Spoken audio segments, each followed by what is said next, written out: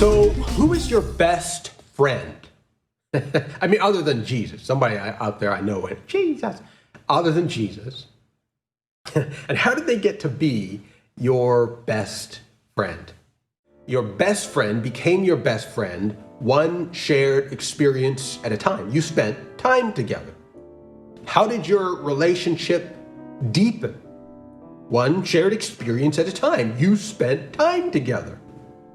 When you ask your best friend, whoever it is, to go for a walk or go to the gym or to go to the movies or go to the beach, the point is not the walk or the exercise, the movie or tanning at the beach. The primary point is relationship.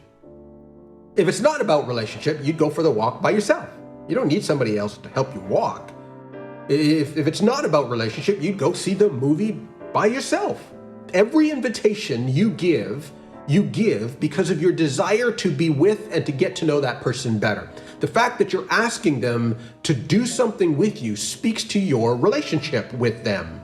You don't call up a stranger and say, hey, let's go see that movie together. You know, some random person walking down the street.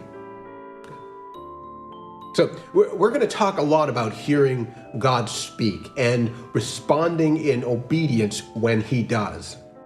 There is a danger that we begin to think that the reason God speaks to us is because he wants stuff done, because he needs us to do something for him.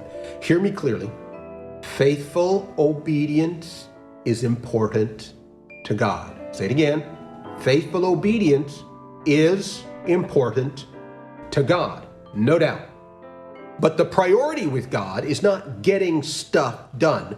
God's priority is not to build stuff, to build programs or build altars or build churches. God doesn't want or need your time, your money, your ability, your words, your stuff in order to accomplish his purpose. He is inviting you to join him in what it is that he is doing, not because he needs you, but because it is the only means by which you can discover who he is and develop relationship with him. When God invites you to do something, the task is not the priority. Your relationship with him is. Think about that when you pray that simple prayer from the exercise every morning. God, please speak to me today. It's the relationship, not the task. When God invites me to do something, it's not because he needs me to do the thing. He's inviting me into deeper relationship. And I don't know how, but that startles me every time I say that, every time I read that, every time I write it or type it, it's a new wonder. Every time I hear that, God is inviting me into deeper relationship. Me! He doesn't need my help to accomplish his purpose. I mean, do you really think that God needs your slingshot to take down Goliath?